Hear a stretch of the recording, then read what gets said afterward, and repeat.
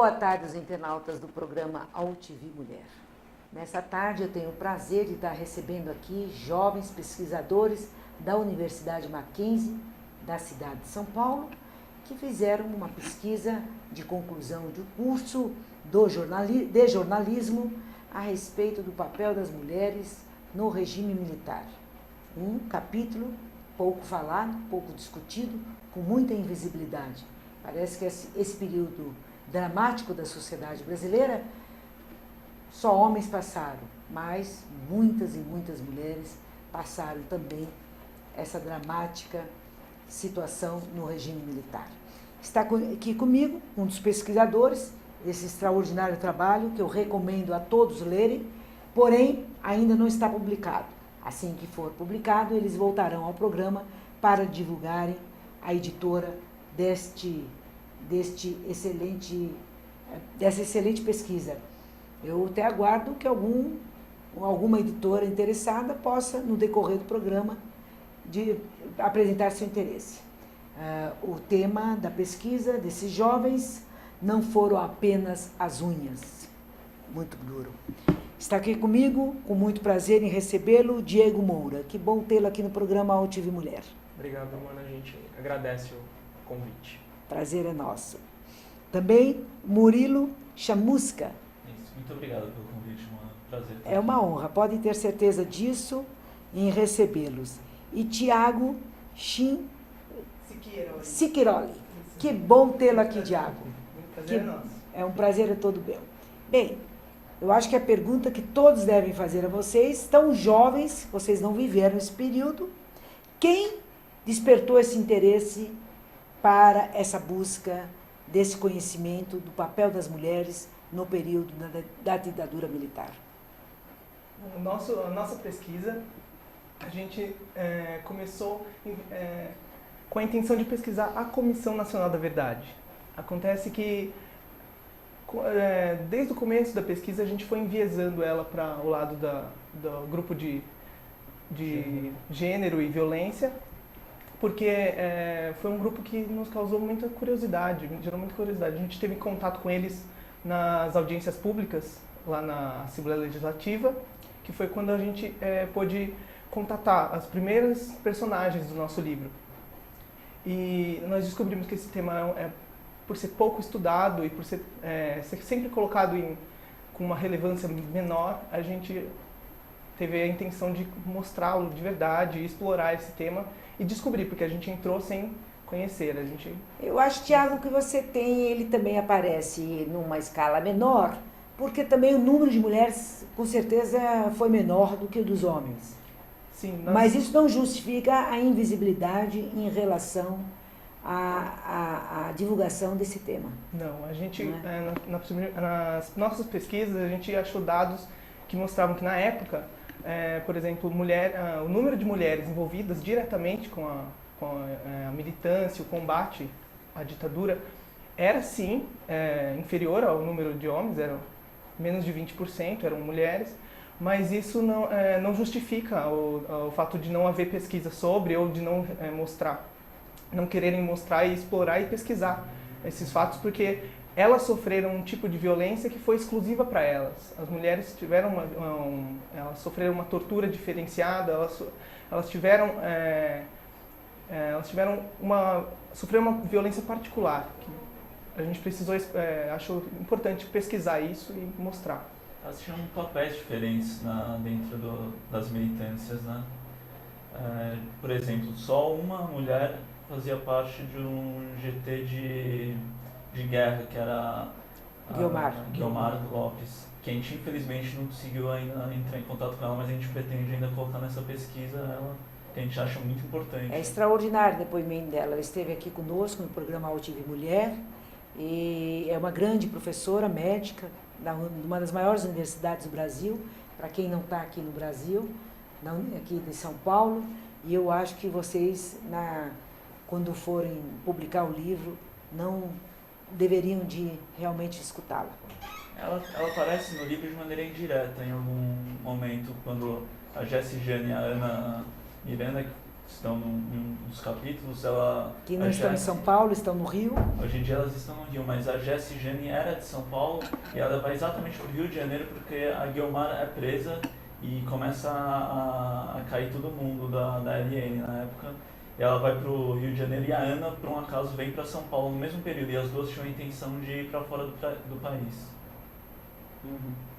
E até o Thiago falando da questão dessas violências, né, específicas, principalmente uma coisa que chocou ainda mais, além dessas torturas mais conhecidas, né, foi a utilização da maternidade como um instrumento a mais de tortura. Né? Então, a gente tem personagens como a Melinha Teles, que teve os filhos levados para dentro da sala de tortura, e a própria Rose Nogueira, que depois de uma infecção que ela teve, né, de um parto que não foi assistido corretamente na prisão, ela perdeu a capacidade de ser mãe. Então, até ela falou disso, né, de indenização e tudo mais, mas qual é o preço, né, para o fato de você deixar de ser mãe? É uma coisa que não tem preço. É para humilhar mesmo. Agora, essa discussão é muito pouco feita nas famílias, né? Talvez de uma década para cá começou a discutir mais. A mídia pouco fala, as escolas pouco falam e a família pouco discute a respeito desse período. Se tem muito medo, há muito preconceito, há muita resistência, não é? Apesar de que essas gerações vêm quebrando. E vocês mantiveram contato com essa história? Em que momento na família de vocês? Na história pessoal de vocês? No meu caso específico, a gente teve sempre uma relação muito aberta. Meu pai sempre conversou muito sobre a ditadura. Ele estudava no Mackenzie, fazia colegial no Mackenzie na época da Guerra da Maria Antônia. Ele morava a 2 quarteirões, se não me engano, da Maria Antônia. Então ele assistiu. Ele sempre conversou muito comigo sobre a ditadura, até sempre me fascinou querer estudar sobre a ditadura em si. E ele depois, mais tarde, fez parte da engenharia do Mackenzie, que ele conviveu, por exemplo, com o sobrinho do Erasmo Dias, mas meu pai sempre tem uma tendência à esquerda, e quando ele foi professor, ele sai da universidade já para ser professor, diz ele que ele falava que tinha que voltar à democracia, esse tipo de coisa. E o interessante também é que meu pai nem brasileiro ele é português de Angola. Ele nasceu em Angola e veio para o Brasil com 10 anos. Que viveu a guerra de Angola, né? De certa forma. Com certeza. Meu avô, acho que era militar em Angola. Isso também é uma coisa interessante, que meu avô era de extrema direita, né? Ele era salazarista. E meu pai tinha uma visão mais de esquerda que não concordava com o autoritarismo. Quer dizer, não é nem questão de esquerda ou direita no caso dele, é uma questão do autoritário, ele não gostava do autoritário. Aí, como sempre teve isso desde pequeno em casa, acabei ficando muito focado em ditadura militar, gostando muito desse tema. E quando a gente escolheu pelo tema, foi uma conversa nossa com o professor Jackson Barbosa, que a gente ia fazer, na verdade, sobre o Pinheirinho. Aí numa conversa, eu falei, mas que vocês gostam? Daí a gente acabou comentando sobre a ditadura militar, essa história do meu pai também. Daí ele falou assim, por que vocês não fazem da Comissão Nacional da Verdade? A gente foi movendo ali, e depois a gente decidiu, não, vamos fazer sobre mulher, que depois que a gente escutou e lemos o depoimento da Inês Etienne sobre a Casa da Morte, a gente decidiu que o nosso caminho tinha que ser aquele. A gente até usando a nossa orientadora, que é uma especialista, né, no tema, Rosana Schwartz. Bom, para quem não está acompanhando, que não está no Brasil, que está fora da rede, mas que está aqui conosco no programa, são vários países, mulheres que estão aqui interagindo para conhecer melhor e se solidarizar com essa luta, porque essa luta não é só se solidarizar, ele vai além disso, não é? Então, é bom colocar que Inês Etienne foi uma militante, também aqui no Brasil, do período do regime militar, e que ficou 9 anos presa, isso? E a orientadora que eles estão se referindo, ela é professora do curso de jornalismo da Faculdade Mackenzie, aqui na cidade de São Paulo. Agora, vocês quebram várias resistências, né? Porque vocês são jovens que se interessaram por um tema de quase 4 décadas antes da formação de vocês. E discutem um tema que é violência e gênero, né? Eu até pensava que no grupo tivesse alguma mulher, que ela tivesse provocado esse interesse, Portanto, nós que somos feministas, que estamos numa rede de mulheres, que é a UTV, estamos felizes, porque os homens estão buscando conhecer essa tragédia, que é a violência contra a mulher no regime militar, a violência doméstica, a violência do espaço urbano, e eles são jovens, são homens jovens. Então, eu acho que a gente está começando a ver esse resultado de tantos e tantos anos de luta para romper com essa invisibilidade em relação ao papel da mulher na sociedade brasileira. E principalmente num momento tão triste como esse, que é do regime militar. E aí eu pergunto para vocês, quem escolheu esse tema? Não foram apenas as unhas. O nome, ele nasceu... A gente estava numa grande dúvida, né? Então a gente estava tentando agregar o nome mulheres, né? Colocar mulheres para que ficasse uma coisa, né? Próxima do nosso tema, e o nome acabou nascendo de uma conversa que a gente teve com o ilustrador do nosso livro, que foi o Paulo Stocker, e ele nos apresentou a frase do cantor Lobão, que em 2011 disse numa palestra que não era certo você anistiar os terroristas, né, se referindo aos militantes anti-ditadura, e deixar solto e condenar os militares, né, que só arrancaram, que foram apenas umas unhazinhas. E a gente já, né, tinha uma ideia disso, mas o livro comprova aí, né, que não foram apenas as unhas, de fato. Foi muito mais do que as unhas. A gente tem essas histórias dessas mulheres que deram as suas vidas, deixaram as suas vidas, né, como a gente colocou, em modo de espera, para lutar por um país que elas acreditavam que era justo, democrático, contra um regime que foi bárbaro, né? Então, a ideia justamente do não foram apenas as unhas é para contrapor, que de fato não foram apenas essas unhas, que foi muito mais do que... se o fato de arrancar unhas já é grave, a gente coloca isso como um patamar muito maior, foi muito mais grave do que o Lobão possa... É inacreditável. Mas o Diego coloca uma questão muito séria, que é aqui, com a anistia no Brasil, se anistiou tanto o torturador como o torturado. Então foi no único país do planeta que isso aconteceu, né? Aqui no país. E hoje nós temos a possibilidade da revisão da lei da anistia, inclusive da autoria da deputada Luísa Londina. E a gente está buscando, evidentemente, colocar essa discussão cada vez mais nas universidades, nas comissões, nas diversas comissões nacionais do nosso país, né? Porque nós agora, a nossa Comissão Nacional no Brasil começou em 1910 ou 11, Comissão Nacional, acho que foi 11, 2011 foi instalada. 16 de maio de 2012. 2012, então é praticamente 1 ano e meio, né? Isso. Que nós temos na comissão. Então ainda nós estamos num processo de depoimentos, de relatos, ainda temos muito a caminhar para que possamos colocar essa história.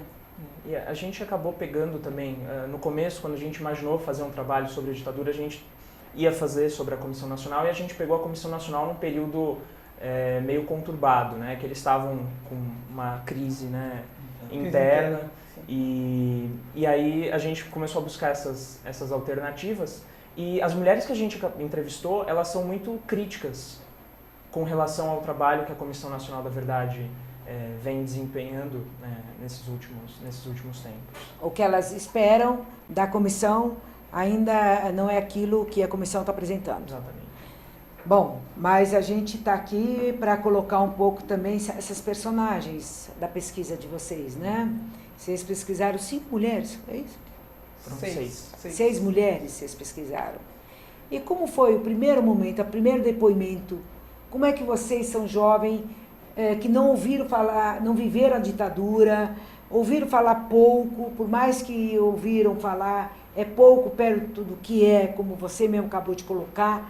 Imaginar que uma pessoa perde as unhas, recebe um choque no bico do seio e outras barbaridades. Como que se deu isso para vocês? Qual foi o impacto que vocês receberam? O primeiro contato, como a gente disse, que a gente teve foi numa audiência pública da Comissão Nacional da Verdade, em conjunto com a Comissão Estadual da Verdade, aqui na Assembleia Legislativa de São Paulo, sobre violência e gênero. Foi o primeiro contato que a gente teve com o tema. Lá ele homenageou a Inês Inês Etienne, que foi que denunciou a Casa da Morte, tudo, e foi contada a história dela lá, e apresentadas outras mulheres que sofreram também no período, e o depoimento de algumas outras, que foram as primeiras que a gente encontrou em contato, como a Amelinha Teles, que foi a primeira entrevistada para a nossa pesquisa. Nessa primeira entrevista que a gente fez com a Amelinha, a gente já tinha uma base de toda a pesquisa, a gente já esperava algumas coisas, mas como foi um primeiro contato, e ainda para 3 rapazes, a gente tinha muitas coisas que foram inesperadas para a gente na pesquisa. A gente ouvia coisas que a gente talvez não tivesse preparado para uma primeira entrevista. E a supervisora de vocês, a orientadora do trabalho de conclusão, sim, ela preparou vocês para sim, isso? Preparou. Tem uma questão que, quando a gente foi nessa primeira audiência, a gente ainda não tinha definido que ia ser sobre gênero. A gente falou, vamos nessa audiência, calhou de ser na mesma semana, a gente falou assim, vamos nessa audiência para ver se a gente foca nisso ou não.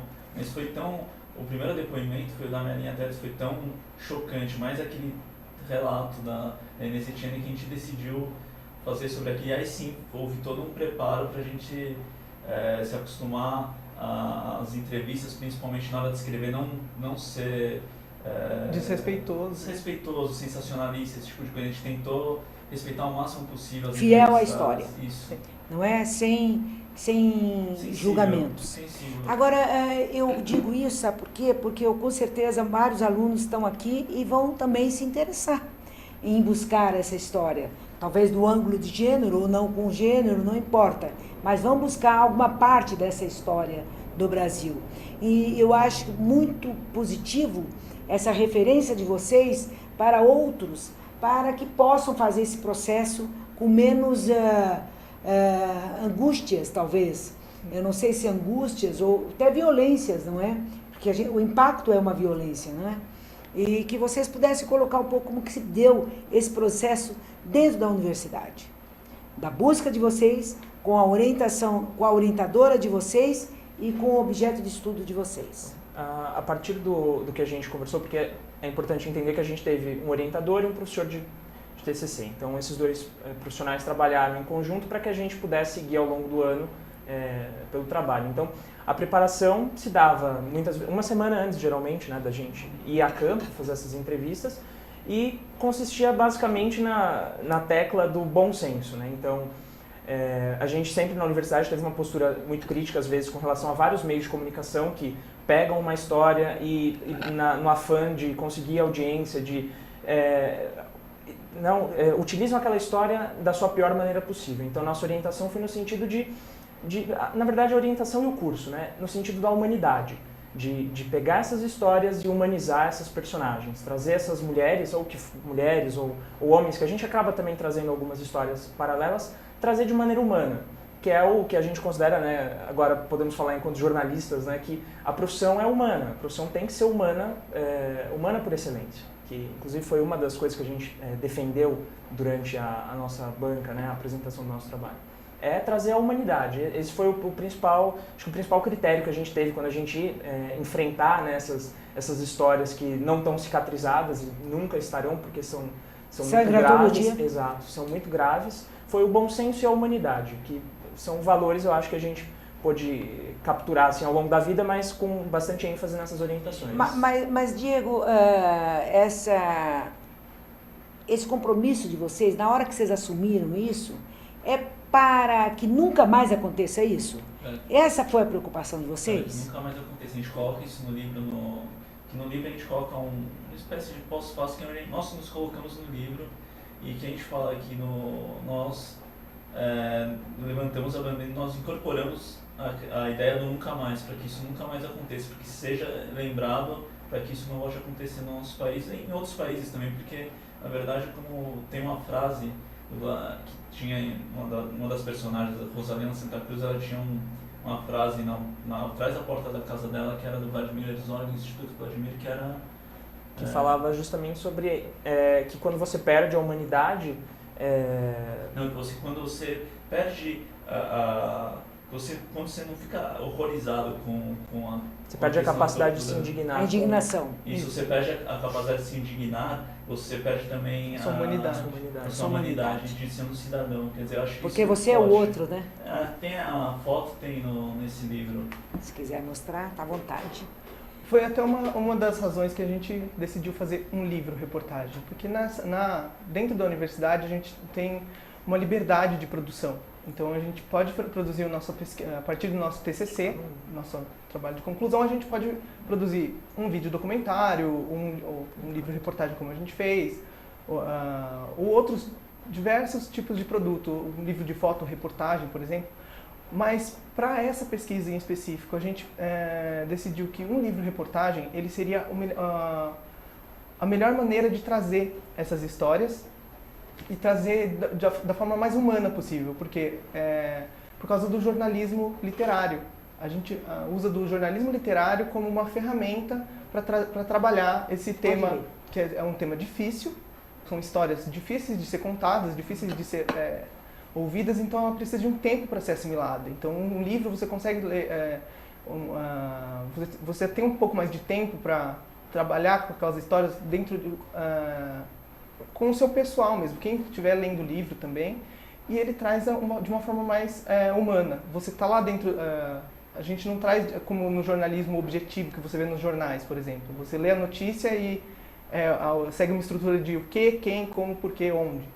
Você lê o livro, você está dentro do contexto que a gente viveu também. A gente tenta trazer a nossa experiência para o leitor.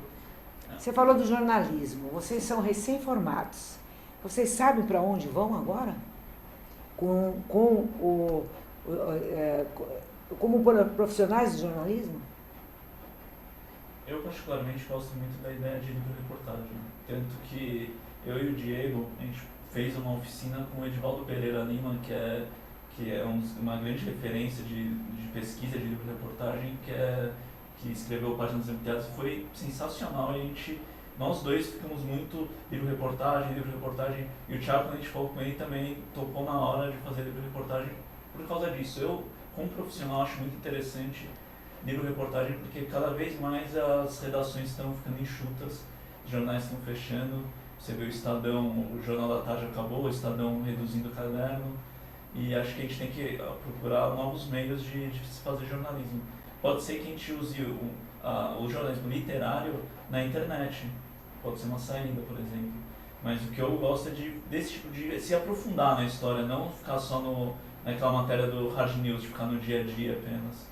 De você ter um personagem que você possa mergulhar na vida dele e você extrair o máximo de coisas positivas, de você trazer de fato a humanidade, de você mostrar que por trás, sei lá, uma notícia que vai dizer tantas casas desabaram durante uma enxurrada ou alguma coisa assim. É você não se ater a isso, tantas pessoas morreram, mas quem são essas pessoas que morreram? Quem são os familiares que essas pessoas deixam? Por que isso aconteceu? Quem são os responsáveis por isso? E ir atrás dessas pessoas e você conseguir trazer um lado humano, que eu acho que talvez falte isso, e o livro-reportagem, quando a gente tem essa possibilidade de fazer, é de trazer essa humanidade. Aí a gente está falando a frase exata do Vladimir Herzog, que é: quando perdemos a capacidade de nos indignarmos com as atrocidades praticadas contra outros, perdemos também o direito de sermos considerados seres humanos civilizados. Certeza. Vladimir Herzog foi um jornalista da TV Cultura aqui no Brasil e que foi também morto, vítima do regime militar.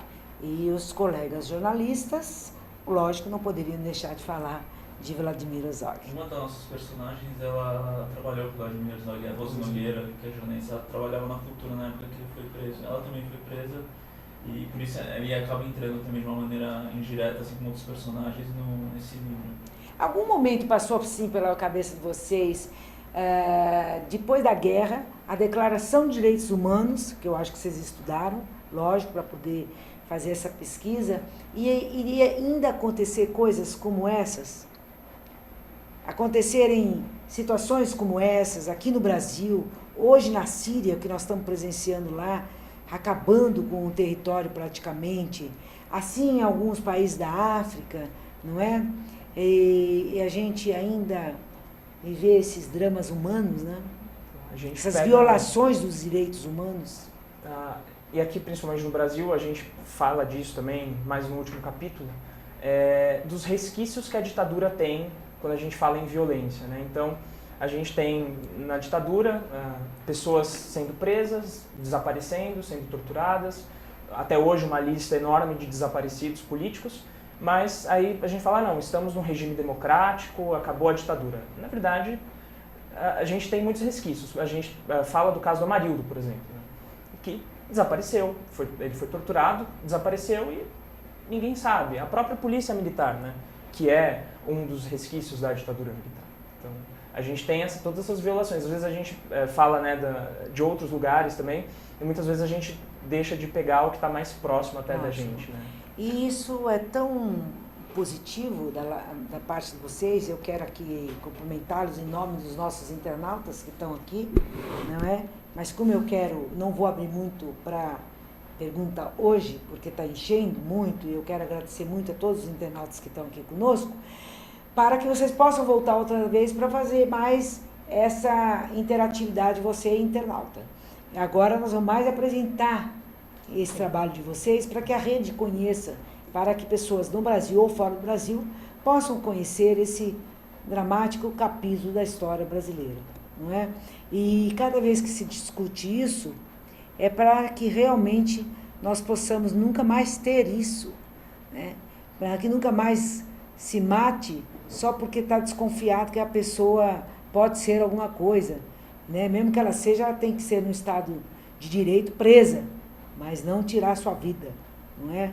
Então, eu acho muito importante jovens como vocês, pesquisadores, hoje já profissionais, jornalistas, estar levando isso para as universidades, isso para as comunidades, para que rompa com essa invisibilidade disso, porque muitos ainda não sabem o que de fato aconteceu lá. Isso você tocou um ponto que mexeu com a gente desde o começo da nossa pesquisa, que a gente tinha uma preocupação de não deixar essa pesquisa morrer, de não fazer um trabalho que fosse ser encostado na estante e fosse empoeirar. A gente queria fazer uma coisa para dar procedência, a gente queria fazer um trabalho que servisse de base para outras pesquisas e de estímulo para uma reflexão sobre o assunto. Que é um assunto difícil e precisa ser contado, é uma história que a gente precisa conhecer para não repetir, para não acontecer nunca mais esse tipo de violência que é um absurdo. A gente vê de acordo com esse trabalho, é um absurdo. Como a comissão ela tem um trabalho, a Comissão Nacional tem um trabalho que vai planejado até o ano que vem, então a gente por pegar no meio do processo, no meio do trabalho deles, então para a gente também houve também algumas dificuldades por pegar. Mexeu com um grupo que também está fazendo uma pesquisa, a gente fazer uma pesquisa em conjunto, então isso trouxe muitos obstáculos para o nosso trabalho. Mas agora, no final vamos dizer que foram 9 meses de trabalho assim, sobre essa pesquisa mesmo que a gente fez, ao final desses 9 meses a gente pode concluir que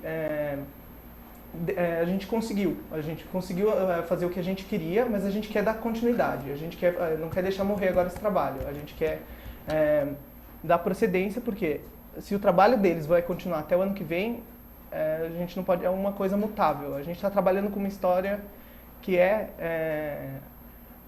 como disse o Hobsbawm, em constante mudança, porque a gente trabalha com um presente que é história também, a gente está trabalhando com um presente um passado e um presente que estão em constante alteração.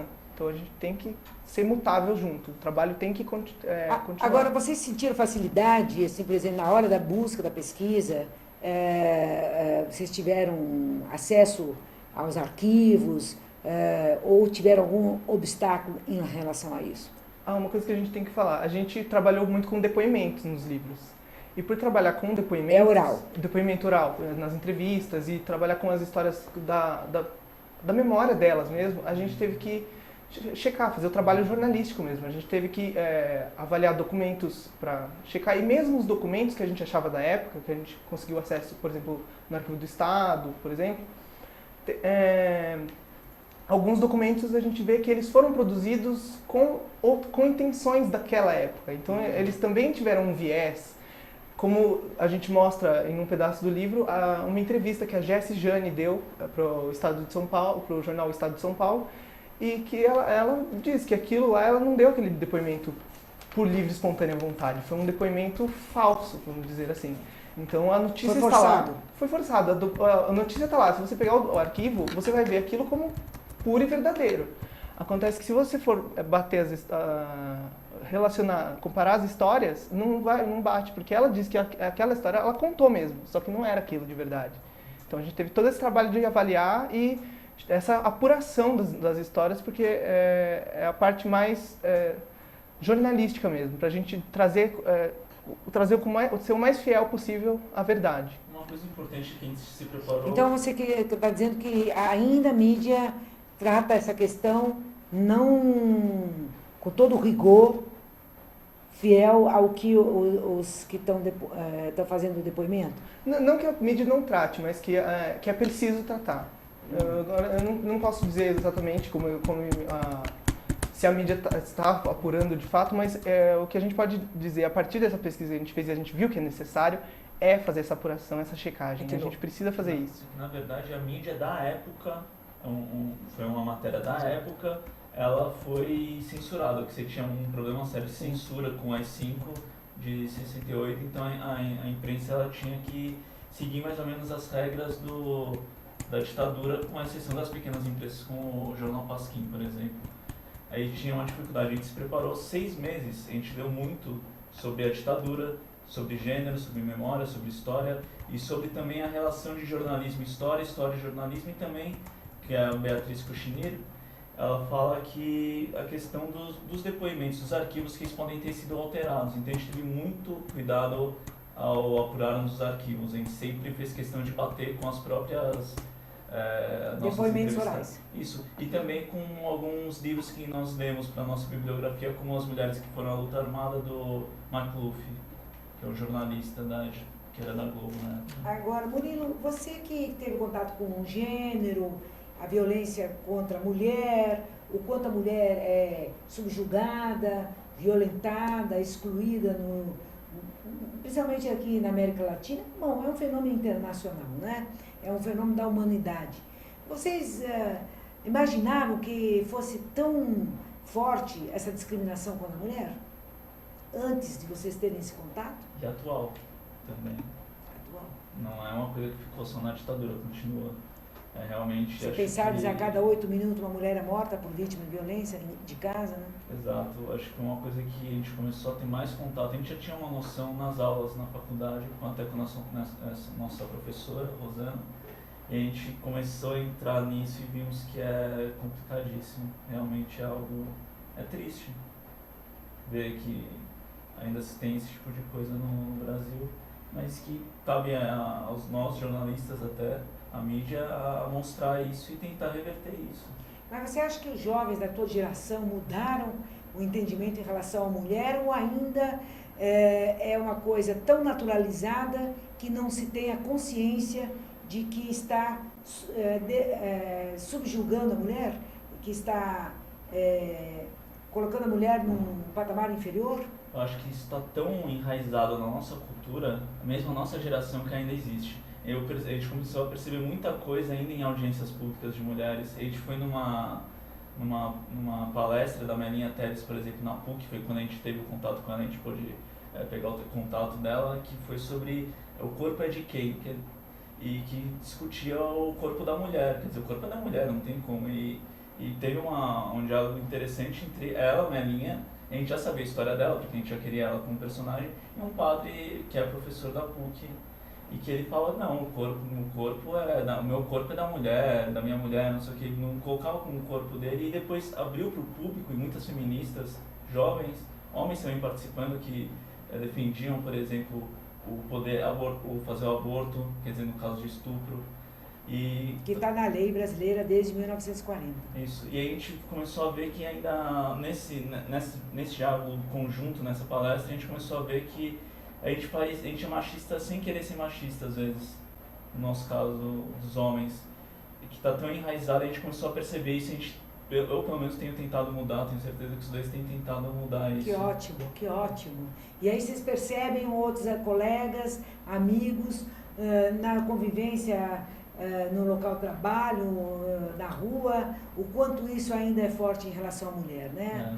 Se pensar que no seu direito de ir e vir das mulheres, elas são abusadas, molestadas no trem, nos ônibus, no metrô, né, nos espaços urbanos, né? A gente tem acompanhado algumas discussões, existem alguns grupos feministas que estão surgindo agora, de gente da nossa geração, da nossa idade, assim. E nesses grupos são compartilhadas histórias, que a gente vê fatos e depoimentos de mulheres, de jovens agora, atualmente, sofrendo esses tipos de violência no trânsito, nas ruas. E a gente vê o quão importante é mudar essa nossa mentalidade, porque às vezes as pessoas confundem o que é ser feminista e o que é ser machista. As pessoas não entendem muito bem, acham que o ser feminista só a mulher é feminista, porque ela está lutando para subjugar o homem. Não, o feminismo não é isso. Ele não é um conceito diferente.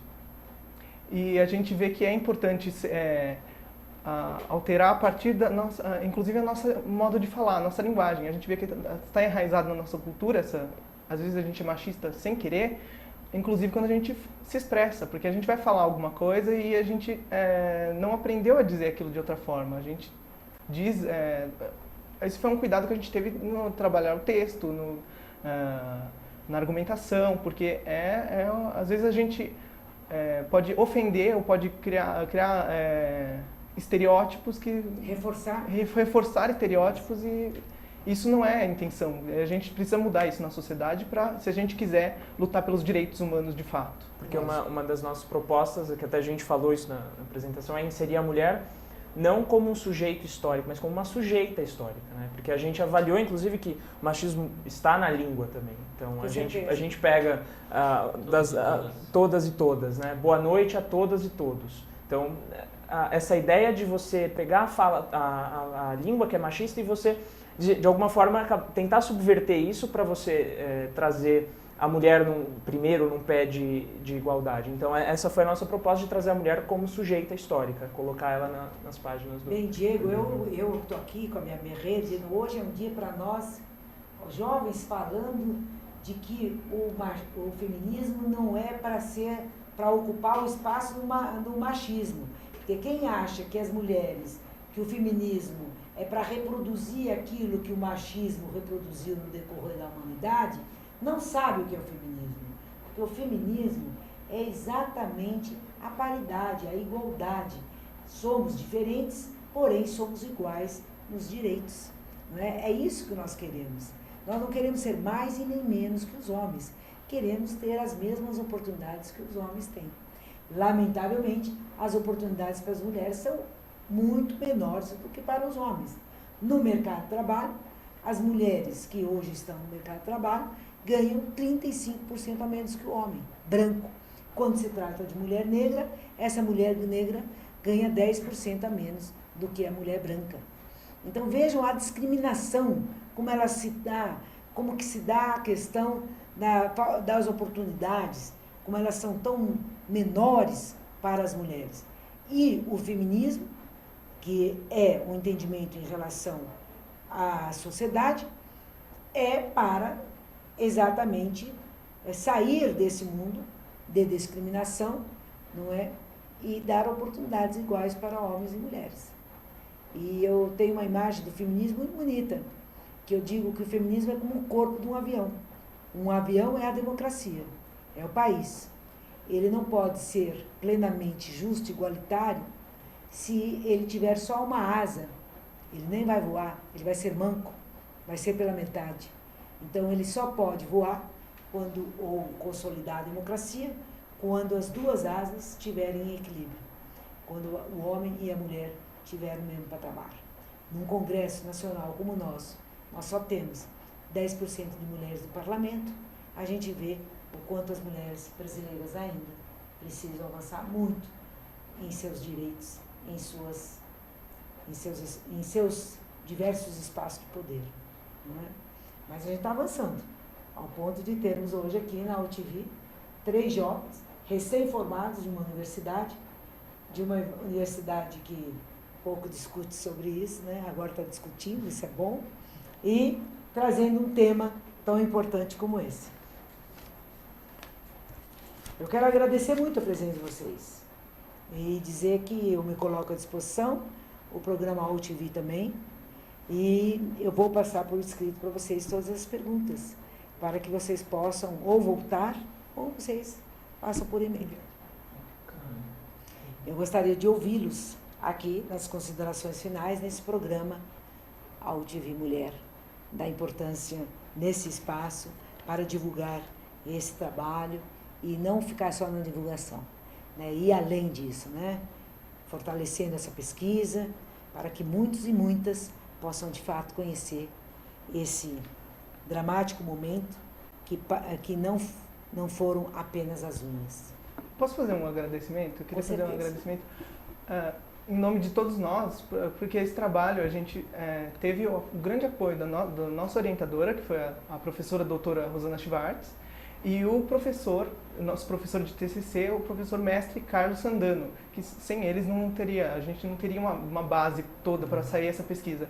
Porque desde o começo nós entramos como qualquer outra pessoa entra num tema novo, começa a aprender um tema novo, totalmente ignorantes. A gente tinha noção da noção histórica, mas em específico a violência de gênero, a gente não tinha tanto uma base, entendeu? A gente foi ganhando de acordo com a pesquisa. Isso foi muito importante.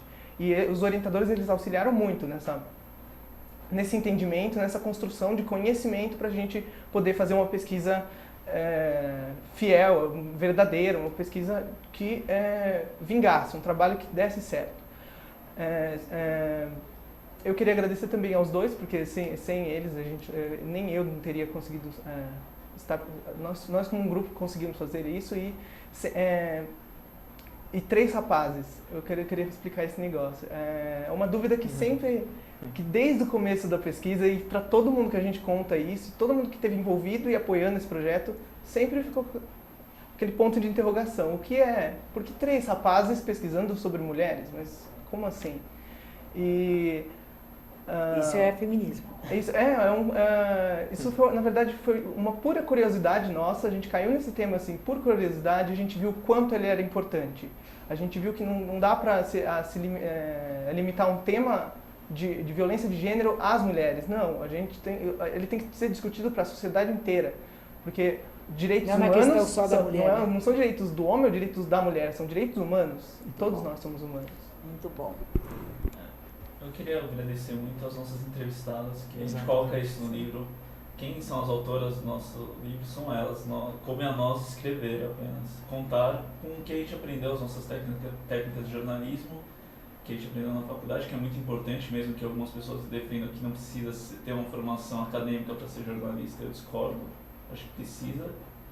E que elas foram realmente as autoras desse trabalho. Sem elas, realmente não vingaria. E tem uma passagem que a gente até conta no livro que eu achei muito forte, que foi com a Rosalina Santa Cruz, que a gente estava no hall social do prédio dela, que ela mora 2 quarteirões da minha casa por coincidência, e ela foi encontrar com o netinho dela estava brincando lá embaixo, e ela perguntou pra gente por que 3 rapazes, a gente explicou tudo, né? A gente falou, a gente ia fazer da Comissão Nacional da Verdade o que é verdade para cada um deles.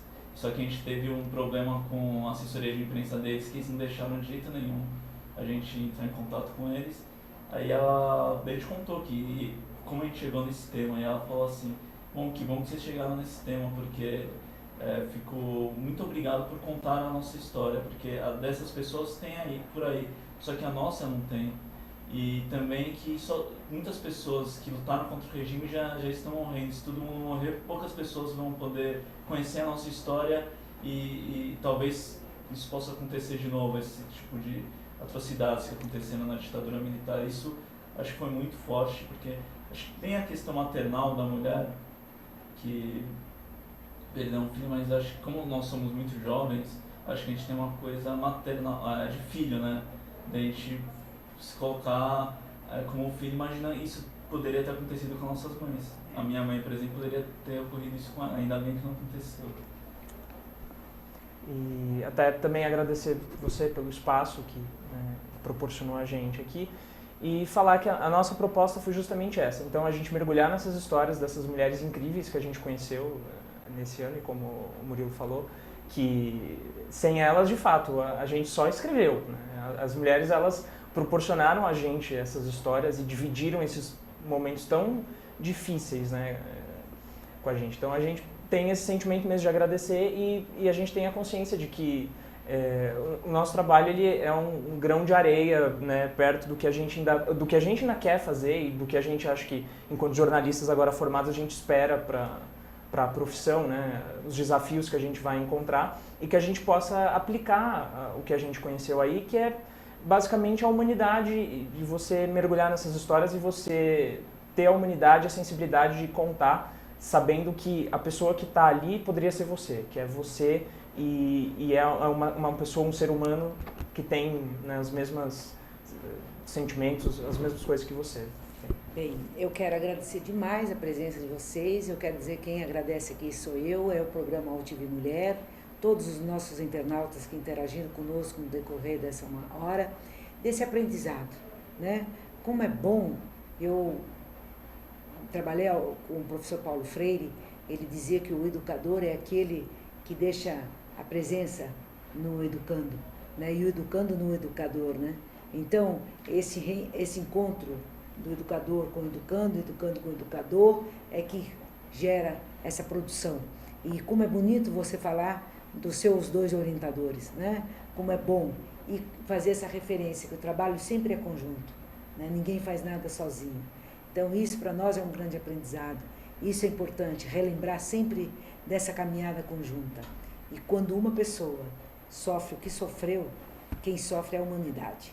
Então, esse é um momento que a humanidade é afetada também, seja meu parente de sangue ou não, mas é um cidadão e uma cidadã.